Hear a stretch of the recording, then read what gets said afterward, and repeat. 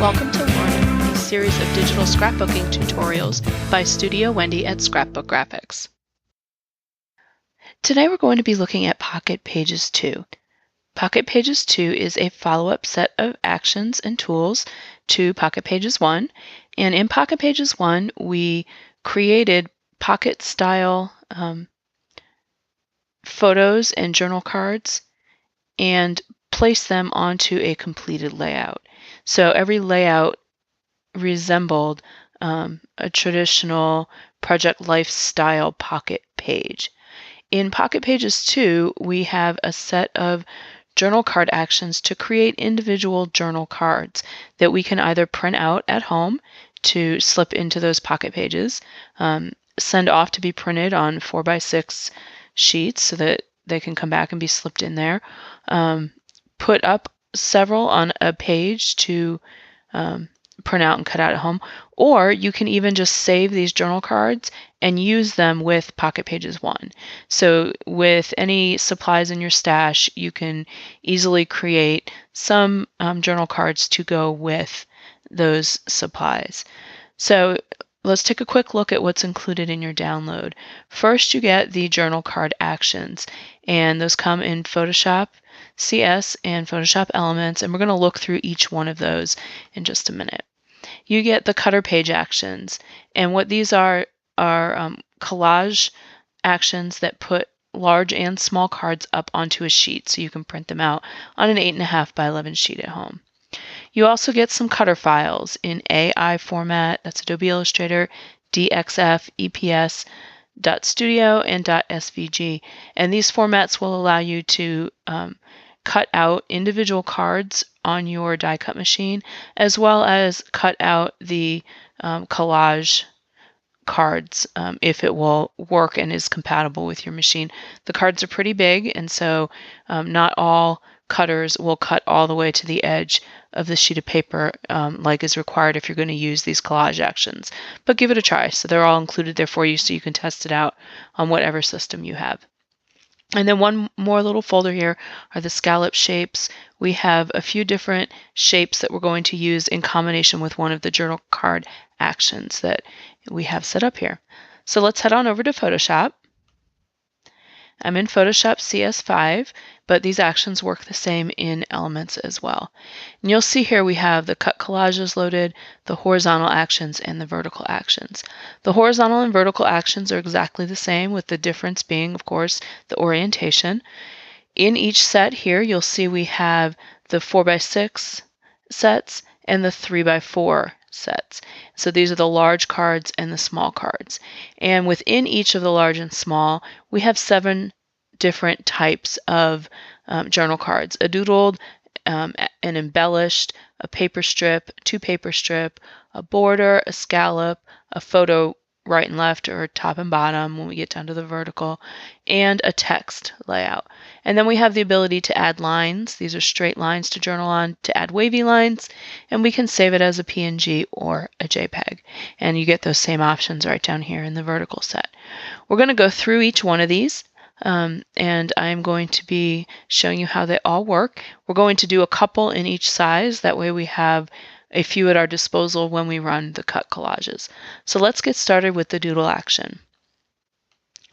We're going to press play, and we'll often get these little messages that just alert us to what's coming up next. And this lets us know that we're going to come up with a word that we can edit and that we're going to see a white box. And I'll show you what you're going to do with both of those. So when this window opens up, we are going to be selecting a background paper for our journal card. And I have gone ahead and pre-selected a few files here to work with. These are from the Studio Mix number 16, I Heart Photography, available at Scrapbook Graphics. And let's just pick this first paper here. When it's placed onto the screen, it will be sized to fit either the height or the width, whichever is smaller. And if you need to get to these control handles, if you can't see them, pressing Command Option or Command Shift on a PC, that's Control Option or Control Shift, and the minus key will help you zoom out while keeping your window the same size. Now I can grab these control handles and enlarge this paper to fit. And then when I'm happy with the placement of that paper, I can just press enter to apply it. Next up, we're going to get our doodle border here, and it's just run around the edge of that card. And we have a word here, and this word can be anything we want it to say. I'm going to make it say memories. We can also highlight it. I pressed Command or Control A to select it all, and change the font if we want. And you can choose any font you have loaded as this runs. And when you're done with that, you can press Command Enter to apply it. If you just press Enter, you will type over your type with a return. So press Command Enter. Then you're going to see the little transform box show up here, and that's so that you can bump this around wherever you want it. And the idea was to have this doodle line run right into the word, so you want to bump it down so that that happens, and press Enter. Next comes up that white box we talked about, and what you want to do here is resize that box by grabbing these handles so that it covers up the line entirely. And the action will get rid of that white box in a minute. You just want it to hide the portion of the line that's falling under the words, and press Enter. And you'll see here that that line disappeared where that white box was. And then we're prompted to save it. So go ahead and give it a name.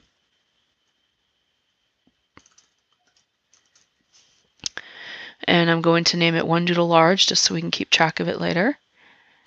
Here I like to use TIFF compression for my layered files, so that's LZW with zip compression here, and press OK. Now I'm also have the option of saving it as a PNG or a JPEG, and I'm going to go ahead and save it as a PNG, and we'll use this file later when we get to the collages.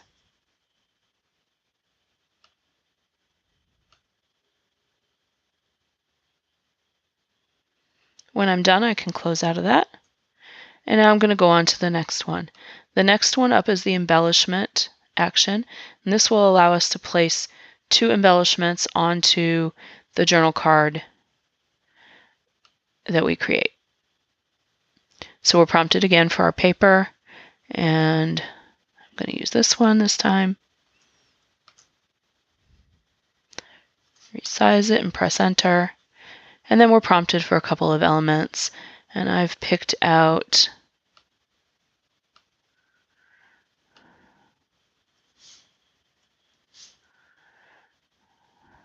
a little word strip here.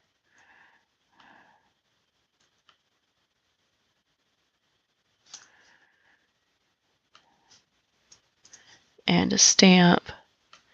I'm just going to resize. I can click and drag on it. I can rotate it by clicking and dragging outside of it and position that where I want it and press Enter. And then I'm prompted to save it. And this one is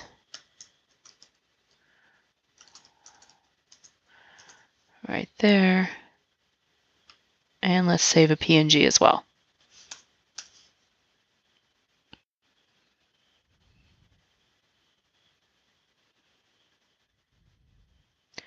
Next, we're going to do the number 3, this one strip action, and I'm actually going to come down here and do that one in the 4x3 size. So click on the action and press play. We'll choose our paper.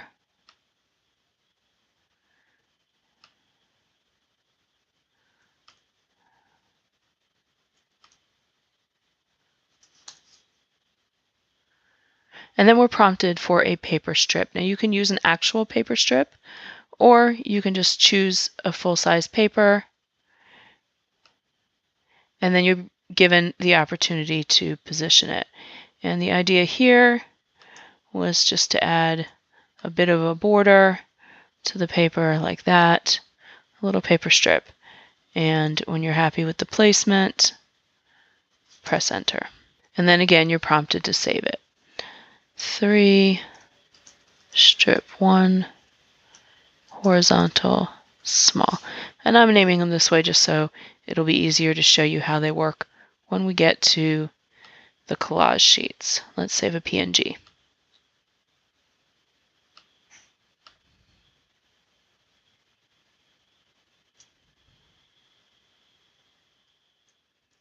All right, next up, The two strip action does the same thing as the one strip action, except you'll be able to place two extra papers on there instead of just one.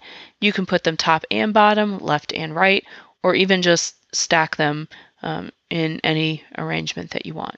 So then the next style is the border action, and this one's going to place a border, two papers on top of each other so that one looks like a border.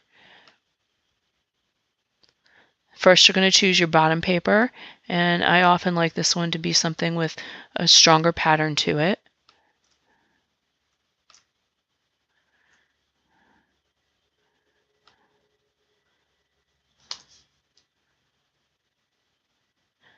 And then you'll be able to choose another paper to go right on top of that. Let's pick this one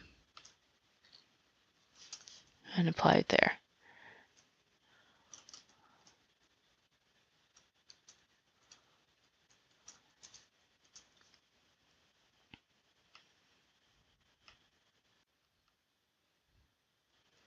Let's move down to some vertical actions. And the next style is the scallop action. And you'll remember I mentioned the scallop shapes earlier. We're going to use them now. Choose a paper, as always, resize it. And now we're prompted to choose a scallop shape. So we'll press continue. We want to go into the scallop shape folder. And here we have several to choose from. And you want to be sure that you grab the horizontal ones for the horizontal action or the vertical ones for the vertical action. They're just sized a little bit more appropriate and have a better chance of being put into the correct position. So when you find the one that you want, in this case we're on the vertical card here, I'm going to use the bracket, press open, and it's going to be put here on our canvas. Now we can position this anywhere we want. We can put just a sliver of it at the top or all of it, whatever we want. When we're happy with the positioning, just press enter and it's going to be clipped to the shape of the card. Then we're given the opportunity to cover that with a piece of paper. So select a piece of paper, position it, and press enter.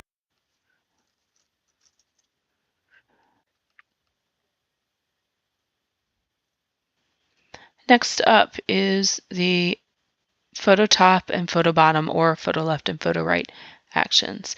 And these are going to give you the opportunity to place a photo in a little opening behind the paper. Let's go ahead and run it, and the first thing we're going to do is select our paper.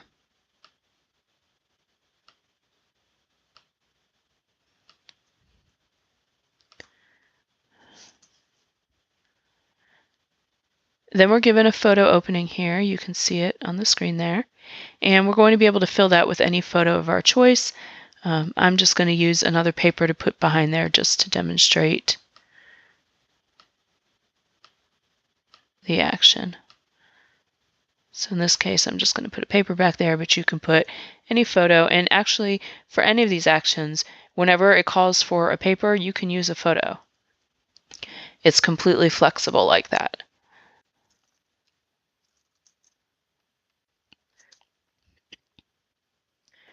Now we'll take a quick look at the last type of action. It's the text action.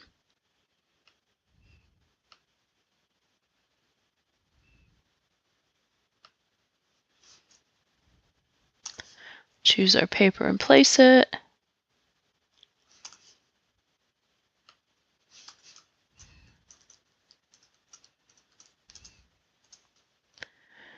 We're prompted to save the TIFF file, and then you'll see that you have a text layer here.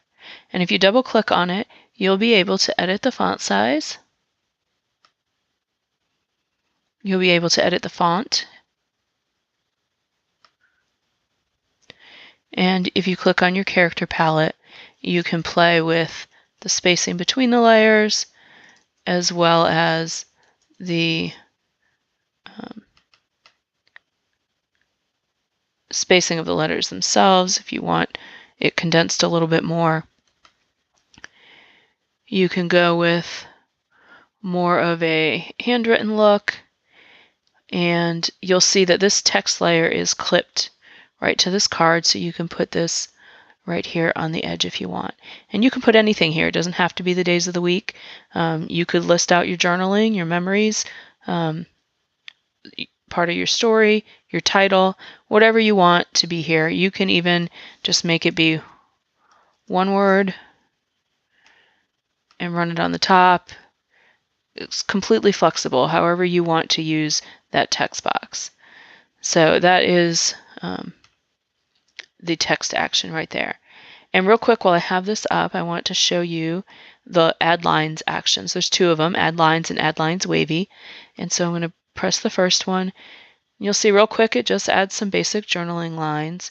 You can lock that layer down and recolor them. If you were to color them, let's say we color it a dark green. I'm going to turn that layer off and I'm going to run the wavy lines action. This is just like the other one, except your lines are going to be wavy.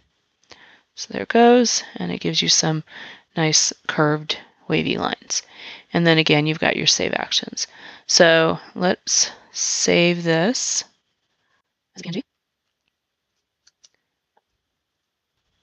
All right, so those are the horizontal and vertical actions. Now I'm going to demonstrate the collage actions. So here is the cut large action, and this one is going to put 3 large journal cards. The first 2 should be horizontal, and the third one should be vertical. And if they're not, that's fine. All you have to do is rotate it when we get there, and I'll show you how that works too. So press continue. We're going to pick one of the large ones that we did and open.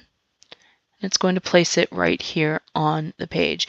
Hopefully it pops right in place, but if not, you can always click, drag, and try to resize it and keep it within this area here.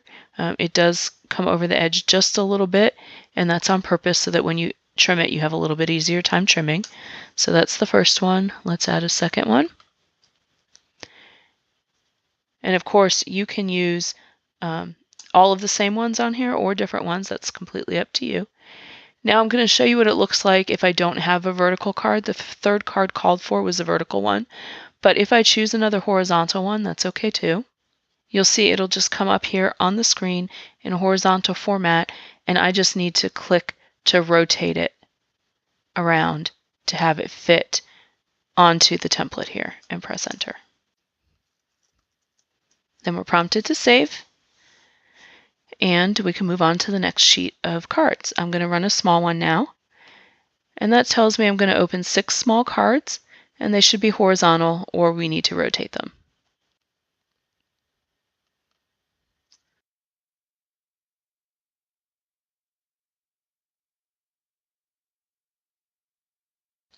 And save collage small.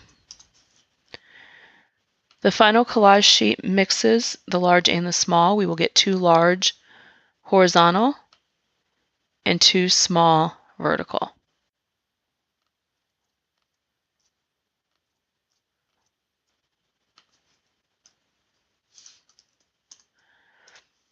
And I wanted to mention here too that with these journal cards,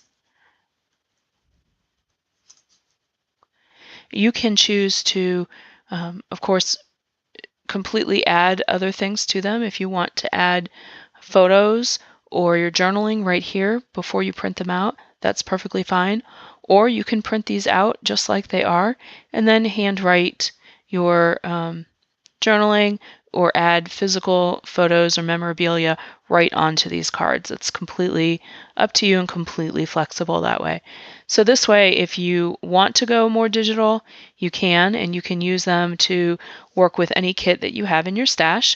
Or if you just want to have more flexibility in what goes into your project life, or we are memory keepers, pocket pages, you can do that by creating these out of any kit that you have.